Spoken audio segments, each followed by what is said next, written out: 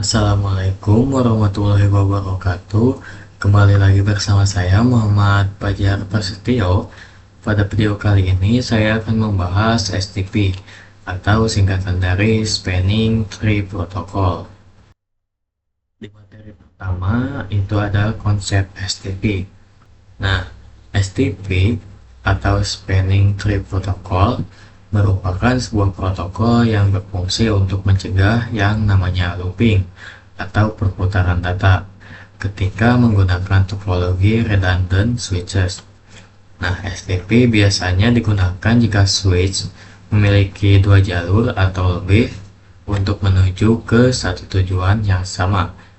Jadi, intinya STP adalah protokol yang berfungsi untuk mencegah yang namanya looping. Nah, misalnya di sini ada switch 1 dan switch 2 yang saling terhubung menggunakan kabel dengan interface FA01. Nah, di sini switch 1 terhubung dengan PCA dan switch 2 juga terhubung dengan PCB. Nah, misalnya kabel yang interface FA01 ini terputus atau rusak, maka otomatis PCA dan PCB tidak dapat berkomunikasi. Namun jika memiliki kabel cadangan seperti FA02 ini, PCA dan PCB bisa saling berkomunikasi kembali. Tapi nanti saat FA01 ini berfungsi kembali, akan terjadi yang namanya looping atau perputaran data. Jadi nanti datanya akan berputar di switch 1 dan switch 2. Nah, jadi kita harus menggunakan yang namanya STP untuk mencegah terjadinya looping. Materi selanjutnya itu ada topologi STP 3 switch. Nah, di sini saya sudah menambahkan 3 switch seperti ini. Nah, lalu kita pergi ke option, lalu kita pilih preference. Nah, di sini kita matikan show link light-nya. Nah, sudah tidak ada lampunya. Nah, sebenarnya topologi ini membentuk yang namanya looping atau perputaran, sehingga paket data akan terus berputar di jaringan ini. Nah, agar tidak terjadi yang namanya looping, kita harus menggunakan STP, yaitu salah satu interface harus ada yang diblokir. Nah, materi selanjutnya itu ada teori menentukan blocking port. STP itu digunakan untuk mencegah yang namanya looping dengan cara memblokir salah satu port. Nah, secara default switch itu prioritinya 32678. Nah, di sini terdapat 3 switch. Nah, untuk menentukan root bridge itu dengan melihat MAC address terkecil. Misalnya di sini switch AA hexadesimalnya adalah 10, sedangkan B itu 11 dan C itu 12. Nah, karena switch AA itu memiliki MAC address terkecil, maka switch AA lah yang menjadi root bridge-nya. Nah, switch AA itu memiliki port FA01 dan FA02. Nah, jadi untuk switch B dan switch C itu merupakan non-root bridge. Nah, masing-masing switch itu memiliki root port, yaitu port tercepat menuju root bridge. Nah, antara switch B dan switch C itu mempunyai MAC address yang berbeda. Nah, kita bandingkan lagi, dan si switch B itu memiliki MAC address terkecil, yaitu 11, sedangkan switch C itu 12. Nah, maka port yang ada pada switch B itu disebut dengan designated port. Nah, karena switch C itu kalah, jadi dia yang menjadi alternate port atau port yang diblokir. Nah, materi selanjutnya itu ada praktik menentukan blocking port. Di sini Kita harus mencari tahu terlebih dahulu MAC address mana yang terkecil untuk menentukan root bridge. Nah, di sini kita bisa masuk ke CLI switch, lalu ketikkan enable, lalu ketikkan show interface VLAN 1. Nah, di sini terlihat MAC address-nya. Kita bisa copy, lalu kita tempel di sini. Nah, lakukan hal yang sama ke semua switch.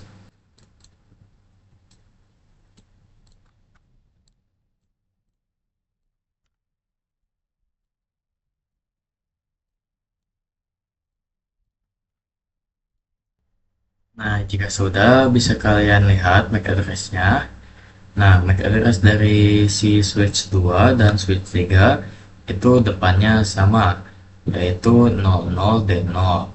Nah, sedangkan switch 1 itu depan MAC address-nya adalah 0010.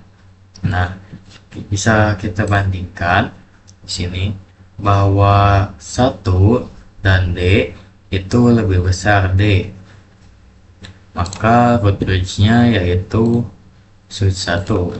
Kita beri tanda.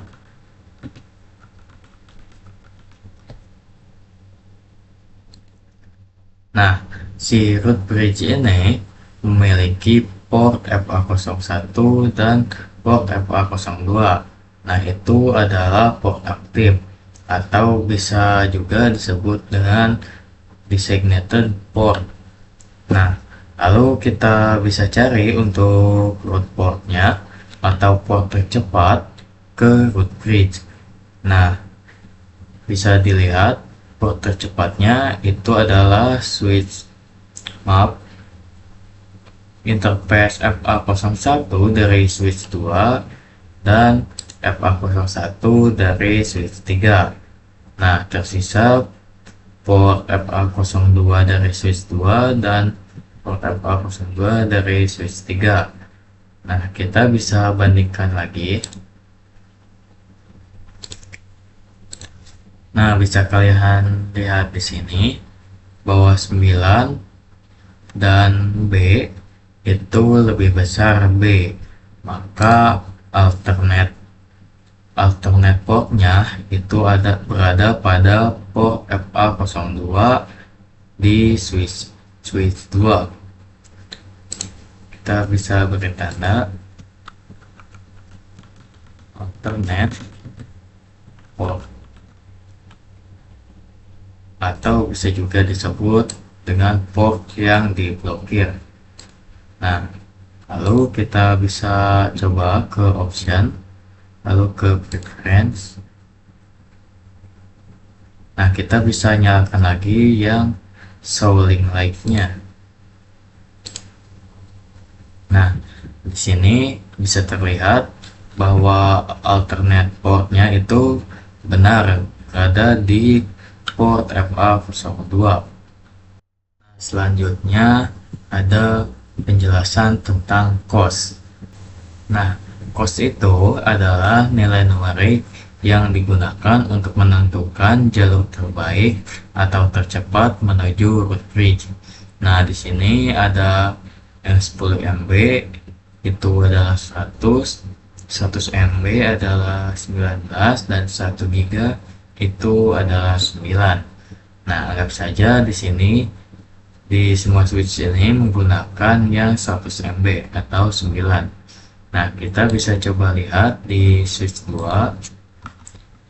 Sini ketik enable, lalu show spanning strip tree. Nah, bisa kita lihat di sini menggunakan host 19. Nah, kalian bisa coba cek ke semua switchnya. Nah, setelah saya cek, memang semua switch di sini menggunakan host 19 atau 100 MB. Nah, materi selanjutnya itu manipulasi bandwidth. Nah, karena kita tadi sudah menentukan designatornya dan alternatornya, jadi kita langsung saja masuk ke designatornya. Kita masuk ke CLI Switch, lalu enable terminal. Nah, kita masuk ke dalam interface designatornya, yaitu interface FA02.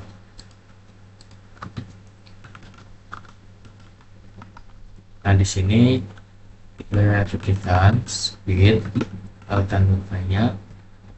Nah, di sini muncul 3 opsi, ada 10, 100, dan auto. Ini kita masukkan saja yang 10. Nah, lalu kita lihat dengan cara show spending strip 3. Nah, bisa lihat perbedaannya dengan yang tadi. Nah, untuk FA02 sebelum kita manipulasi, band cost-nya adalah 19 atau 100 MB. Tapi setelah kita ubah, cost-nya itu menjadi 100 atau 10 MB. Materi selanjutnya ada manipulasi root bridge. Seperti yang kita ketahui bahwa priority switch itu defaultnya 32768. Nah, kita akan konfigurasi untuk memanipulasi prioritinya. Kita bisa masuk ke switch 2, lalu ketikkan enable konfigurasi terminal. Nah, di sini kita ketikkan spending strip rate bilang 1 priority, lalu saat tanda tanya. Nah, akan muncul angka 0 sampai 61.440. Nah, kita coba acak, misalnya 18923. Nah, maka akan muncul priority yang biasa digunakan. Kita akan coba gunakan yang lebih kecil, misalnya yang 28672 ini. Kita bisa copy lalu paste di sini.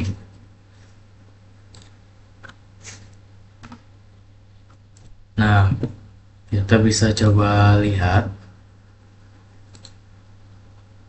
Nah, di sini switch 2 itu akan menjadi root bridge-nya, dan untuk port FA02 dari switch 3 dia akan menjadi alternate port atau port yang diblokir. Nah, kita akan coba kembalikan lagi, misalnya kita kembalikan ke default yaitu 32768.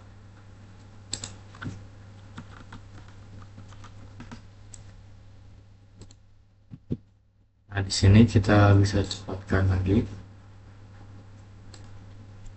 Nah, alternate port-nya itu akan kembali ke FA02 yang ada di switch 2.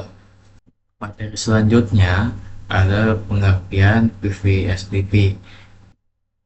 PVSTP itu singkatan dari Prevalence Spanning Tree Protocol. Nah, PVSTP adalah penentuan jalur VLAN. Jadi nanti kita itu bisa mengatur jalur VLAN itu untuk menyeimbangkan paket-paket yang akan dikirimkan oleh setiap VLAN yang berbeda. Nah, di sini kita buat VLAN.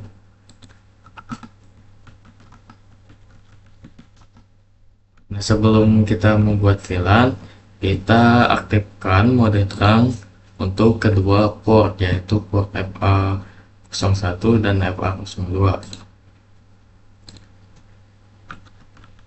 Tekan insert press range FA01 dan 2. tekan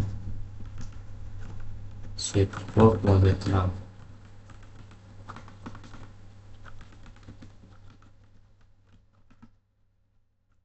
Kita bisa keluar, lalu kita buat VLAN 2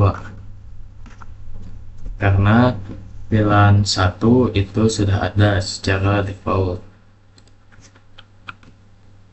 Kembali lalu kita buat VLAN 3.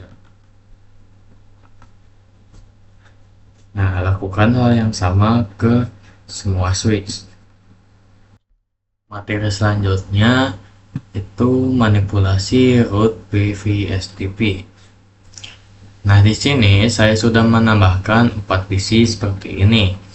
Nah, jadi misalkan VLAN 1 yang ada pada switch 2 itu ingin mengirimkan paket ke VLAN 1 yang ini, dia akan menggunakan jalur utama yang ini yang berada di antara switch 2 dan switch 3. Namun jika VLAN 2 ingin mengirimkan paket ke VLAN 2 yang ada pada switch 3, dia jalurnya itu akan muter ke switch 1. Nah, oleh karena itu kita harus memblokir salah satu port. Nah, karena switch 2 itu yang portnya yang diblokir, jadi kita akan memanipulasi agar switch 2 menjadi root bridge-nya.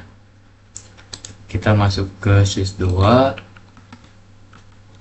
kita biasa enable lalu konfigurasi terminal. Nah, di sini kita ketikkan spanning strictly VLAN 2 priority. Sini kita acak dulu. Nah, akan muncul pilihan seperti ini. Nah, kita buat priority-nya lebih kecil. Jadi kita pilih yang ini. Bisa kita paste.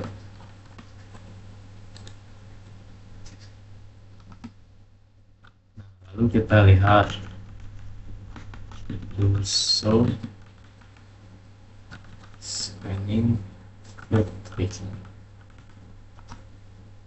Kita pencet spasi. Nah, bisa kalian lihat pada VLAN 2 itu sudah ada this bridge is the root. Nah, lalu kita lihat di sini. Nah, bisa kalian lihat port FA02 itu sudah menyala. Jadi artinya switch 2 itu sudah menjadi root bridge. Nah, di materi selanjutnya itu ada pengujian ping VLAN beda jalur. Nah, sebelum tes ping, kalian harus memasukkan IP-nya terlebih dahulu.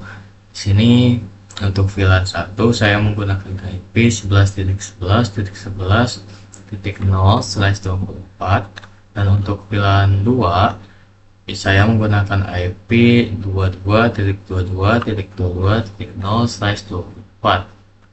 Jika sudah, kita coba pergi ke simulation, lalu kita coba kirim paket dari PC 2 ke PC 4. Kita lihat. Nah, di sini dia akan menggunakan satu jalur utama saja. Namun kita coba ping dari PC 1 ke PC 3. Kita coba lihat.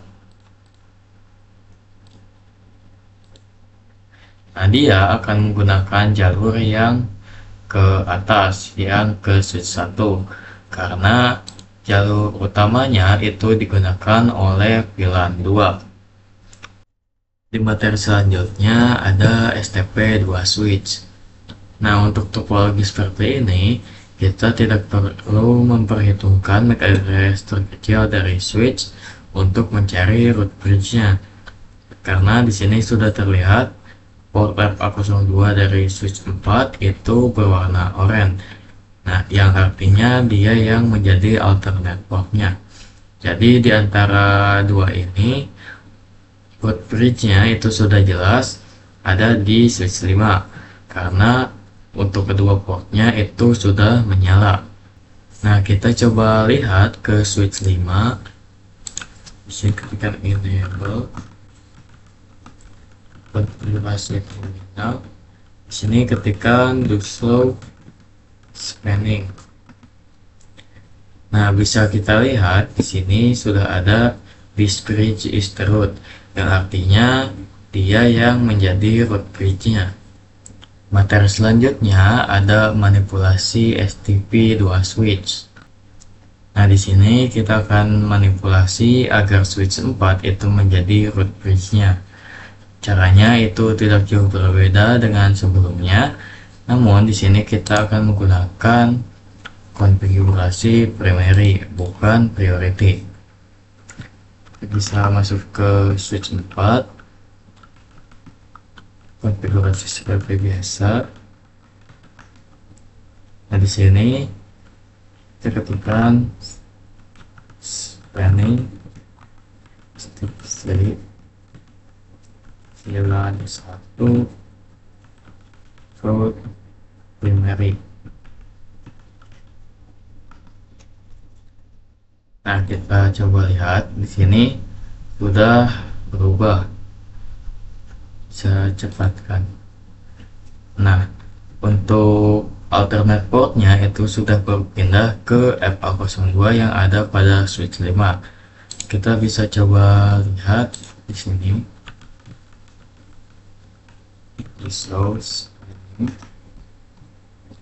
Nah, untuk switch 4 itu sudah ada bacaan this bridge is the root, ya, yang artinya dia sudah menjadi root bridge-nya.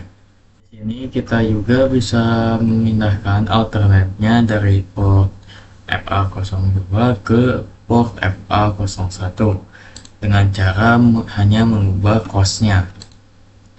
Nah, misalnya di sini keluar dulu. Nah, di sini masuk ke interface FA01-nya, lalu ketikkan spanning play post status. Nah, lalu kita bisa coba lihat, kita cepatkan. Nah, di sini alternate portnya itu sudah berpindah dari FA02 ke FA01. Materi selanjutnya ada STP port status. Nah, saat kita menghubungkan router atau switch, nah dia lampunya itu akan oranye terlebih dahulu sebelum hijau seperti ini. Nah, itu dinamakan listening, learning, dan forwarding. Nah, learning biasanya berdurasi 15 detik, listening juga 15 detik. Nah, forwarding itu artinya paket sudah bisa dikirim. Di sini kita bisa coba sambungkan ulang port FA02 ke switch 4. Nah, bisa kalian lihat dia akan menjadi lampu oranye terlebih dahulu. Nah, itu berdurasi sekitar 30 detik. Di sini kita bisa cepatkan. Nah, jika sudah selesai learning dan listening-nya, dia akan menjadi forwarding. Kita bisa lihat di CLI juga. Sambungkan kembali. Lalu kita bisa lihat so spanning. Nah, di sini port FA02 statusnya itu masih listening. Lalu kita bisa ulangi lagi. Nah, sekarang statusnya itu berubah menjadi learning. Lalu kita bisa coba ulang lagi. Maaf, belum. Kita cepatkan saja. Lalu kita ulang. Nah, sekarang statusnya itu sudah forwarding, yang artinya paket sudah siap dikirimkan. Nah, mungkin sekian dari saya. Mohon maaf bila ada kesalahan. Terima kasih. Wassalamualaikum warahmatullahi wabarakatuh.